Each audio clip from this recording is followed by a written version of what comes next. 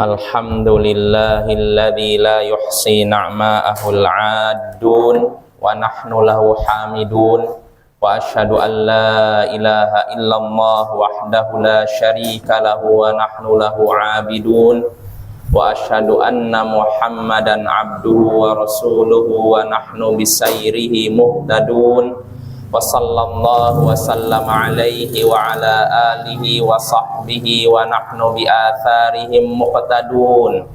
Amma ba'd, usi nafsi wa iyyakum ayyuhal muwahhidun bitaqwallahi faqad fazal muttaqunal mujtahidun. Segala puji bagi Allah dimanapun dan kapanpun. Salawat dan salam semoga selalu tercurah kepada Nabi Muhammad, sosok terhormat di hadapan siapapun. Qala Allah Ta'ala, ya ayyuhalladzina amanu taqullaha haqqa tuqatih wa la tamutunna illa wa antum muslimun. Hai orang-orang yang beriman, bertakwalah kalian kepada Allah dengan sebenar-benar takwa kepadanya, dan janganlah kalian mati melainkan dalam keadaan berserah diri, melainkan dalam keadaan memeluk agama Islam. Marilah kita bertakwa kepada Allah di sepanjang hidup kita. Marilah kita bertakwa kepada Allah hingga akhir hayat kita. Kaum muslimin, hamba-hamba Allah yang semoga dirahmati oleh Allah, saking marahnya seorang suami sampai mengucapkan kata cerai kepada istrinya. Saking marahnya seorang suami sampai mengucapkan kata cerai kepada istrinya. Namun setelah kemarahannya mereda, menyesallah dirinya. Dan saking marahnya seseorang sampai mencaci maki orang lain. Namun ketika mereda kemarahannya, menyesallah dirinya. Dan saking marahnya seseorang sampai melukai, menyakiti, bahkan membunuh orang lain. Lalu ketika mereda kemarahannya, menyesallah dirinya. Hadirin yang semoga dimuliakan oleh Allah, melampiaskan amarah memang terasa memuaskan, tapi itu juga membahayakan. Dan seringnya seseorang baru sadar bahayanya amarah setelah dia meluapkan dan melampiaskan amarahnya. Karena itu perlu bagi kita menahan amarah, perlu bagi kita mengendalikan amarah. Namun bagaimana caranya kita mengendalikan amarah? Caranya yaitu pertama, diam. Kalau memang kita marah dalam keadaan berbicara, maka solusinya biar marah itu bisa dikendalikan, diam. Disebutkan dalam Musnad Ahmad dari sahabat Ibnu Abbas, Nabi SAW bersabda, wa idza ghadiba ahadukum falyaskut. Kalau salah seorang dari kalian marah, maka diamlah. Supaya apa? Mereda kemarahannya. Ini cara pertama. Lalu cara kedua, ubah posisi. Kalau kita marah dalam keadaan berdiri, maka duduklah. Kalau duduk dalam keadaan marah, kita marah dalam keadaan duduk, maka berbaringlah. Disebutkan dalam Musnad Ahmad dan Sunan Abu Daud dari Abu Dzar Al-Ghifari, Nabi SAW bersabda, idza ghadiba ahadukum wa huwa qa'imun falyajlis fa in dhahaba anhu al-ghadab wa illa falyattaji'. Kalau salah seorang dari kalian marah dalam keadaan sedang berdiri, maka duduklah. Duduk. Kalau memang dengan duduk hilang marahnya, itu yang diharapkan. Tapi kalau tidak juga hilang, maka berbaringlah. Ini solusi agar kita bisa mengendalikan amarah kita. Ubah posisi. Lalu yang ketiga, yaitu memohon perlindungan kepada Allah dari setan yang terkutuk. Karena setan memiliki andil dalam membangkitkan amarah kita dan memanaskan dan meluapkan amarah kita. Disebutkan dalam Sunan Abu Daud, dalam Sahih Bukhari dan Muslim, dari sahabat Sulaiman bin Surad, ia pernah berkata, kuntu jalisan ma'an nabi sallallahu alaihi wasallam wa rajulan yastabban. Aku pernah duduk bersama Nabi sallallahu alaihi wasallam sedangkan dua orang saling mencaci maki. Fa ahaduhuma ihmarra wajhu wa antafakhat audaju. Salah seorang dari kedua orang yang saling mencaci ini, salah seorang di antara keduanya memerah wajahnya dan meneganglah urat-urat lehernya. Faqal, maka disitulah Nabi sallallahu alaihi wasallam bersabda, inni la'alamu kalimatan law qalaha la dhahaba anhu ma yajid, law qala a'udzu billahi minasyaiton la dhahaba anhu ma yajid. Kata Nabi sallallahu alaihi wasallam, aku tahu satu kalimat yang seandainya ia ucapkan niscaya hilanglah kemarahan yang ada pada dirinya. Kata Nabi, aku tahu suatu kalimat yang seandainya ia ucapkan niscaya hilanglah kemarahan yang ada pada dirinya, yaitu kalau ia mengucapkan a'udzu billahi minasyaiton, aku berlindung kepada Allah dari setan. Kalau ia mengucapkan ini, kata Nabi, maka akan hilanglah kemarahan yang ada pada dirinya. Ini hadirin cara kita supaya bisa meredam amarah kita, yaitu ta'awud, berlindung kepada Allah dari setan yang terkutuk.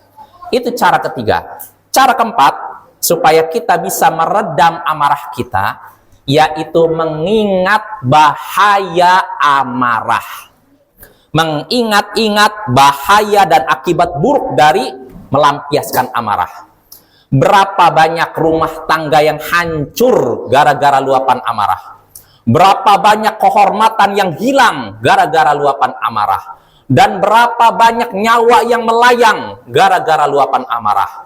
Dan berapa banyak pahala yang hilang gara-gara luapan amarah. Disebutkan dalam Fathul Bari dari seorang ulama tabi'in, Atha bin Abi Rabah, ia pernah berkata, inni la'alamu inna rajula la yatakallamu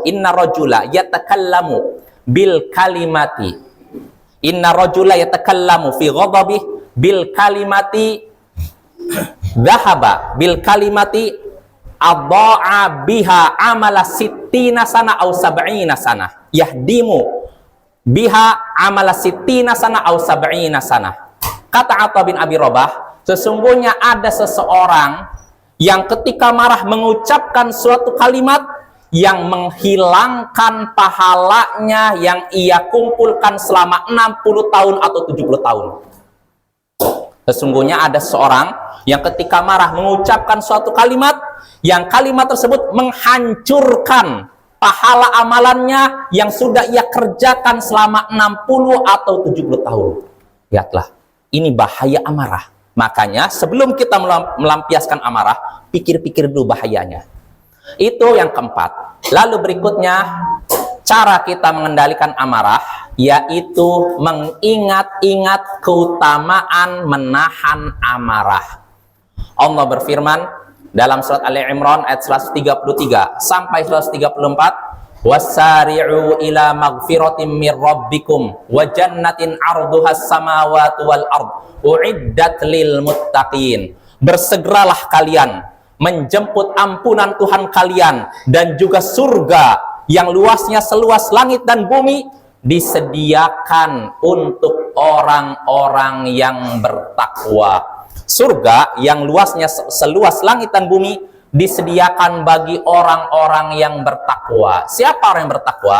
Allah sebutkan sifatnya pada ayat setelahnya, alladzina yunfiquna fis sarra'i wad dharra wal kadhiminal ghaidh, yaitu orang-orang yang menafkahkan, menginfakkan hartanya baik dalam keadaan sempit maupun lapang, dan merekalah orang-orang yang menahan amarah. Lihatlah, orang yang menahan amarah akan Allah sediakan surga. Dan disebutkan dalam Mu'jam Al-Awsat dari sahabat Abu Darda, suatu hari dia pernah bertanya kepada Rasulullah SAW, atau berkata kepada Rasulullah SAW, ya Rasulullah, dullani ala amalin yudkhiluni al jannah. Wahai Rasulullah, tunjukkan kepadaku suatu amalan yang bisa memasukkanku ke surga. Tunjukkan kepadaku suatu amalan yang bisa memasukkan aku ke surga. Maka Nabi Shallallahu Alaihi Wasallam pun bersabda, la taghdab walakal jannah. Jangan kamu marah, niscaya kamu dapat surga. Dan disebutkan dalam Sunan Abu Daud dan Tirmidzi dari Mu'adz bin Anas, Nabi Shallallahu Alaihi Wasallam bersabda, man qadhama ghaidhan wa huwa qadirun ala an yunfidah, da'ahu Allah subhanahu wa ta'ala ala ru'usil khalaiq hatta yukhayyirahu minal huril 'aini ma syaa. Siapa yang menahan amarah, kata Nabi Sallallahu Alaihi Wasallam, siapa yang menahan marahnya padahal dia mampu untuk melampiaskannya. Dia menahan amarah bukan karena lemah, mampu dia, tapi dia tahan. Siapa yang menahan amarah padahal dia mampu untuk melampiaskannya, maka apa akibatnya? Kata Nabi, Allah akan memanggil dia di hari kiamat nanti di hadapan seluruh makhluk, lalu Allah menyuruhnya untuk memilih mana bidadari yang ia sukai. Allahu Akbar. Allah akan memanggil dia di hadapan seluruh makhluk dari kiamat, lalu Allah memberinya pilihan untuk memilih mana bidadari yang ia sukai. Allahu Akbar. Fa'tabiru ya ulil absar.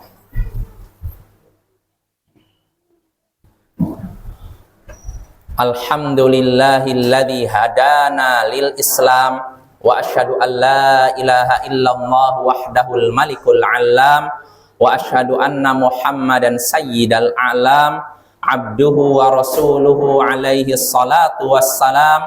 Amma ba'd, usikum ya ummatal Islam wa iyaya bitaqwallahi salam, faqad faza man ittaqa wa aslam. Kaum muslimin, hamba-hamba Allah yang semoga dirahmati oleh Allah, semua hadis tadi menyebutkan keutamaan menahan amarah. Namun perlu kita ketahui, keutamaan tadi hanya berlaku bagi orang yang menahan amarah dalam masalah dunia. Dunia bukan masalah agama. Kalau seorang dirinya direndahkan oleh orang lain, atau mungkin pribadinya dilecehkan orang lain, lalu dia menahan amarah, orang seperti terpuji, mendapatkan keutamaan-keutamaan yang disebutkan dalam hadis tadi. Ini keutamaan orang menahan amarah dalam masalah dunia. Adapun dalam masalah agama, itu semua tidak berlaku. Kita justru wajib marah karena alasan agama. Tatkala perintah Allah dilalaikan, tatkala larangan Allah diterjang, lalu kita marah, ini bukannya tercela, malah terpuji. Bahkan kita wajib untuk marah ketika itu. Dan itulah yang dipraktekkan oleh Nabi Sallallahu Alaihi Wasallam. Disebutkan dalam Sunan Sahih Bukhari Muslim dari Aisyah.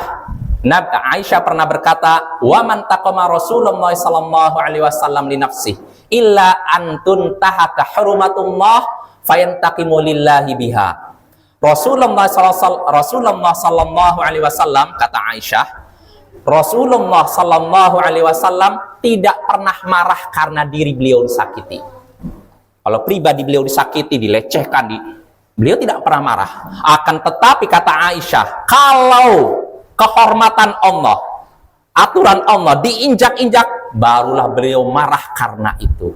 Maka hadirin yang semoga dirahmati Allah, kalau memang kita marah karena aturan Allah dilalaikan, kalau memang kita marah karena larangan Allah dilanggar, maka marah kita adalah marah terpuji, marah yang berpahala, selama marah tersebut tidak mengarah pada tindakan anarki atau menzalimi pihak lain.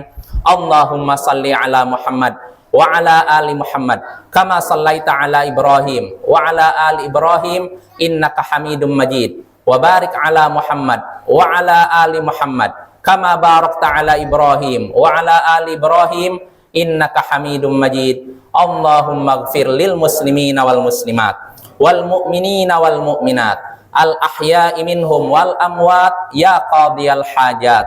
Rabbana ighfir lana wal ikhwanina alladhina sabaquna bil iman wa la taj'al fi qulubina ghillan lil ladzina amanu Rabbana innaka raufur rahim.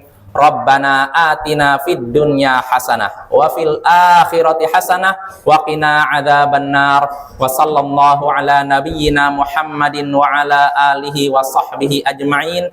Wa akhiru da'wana anil hamdulillahi rabbil alamin.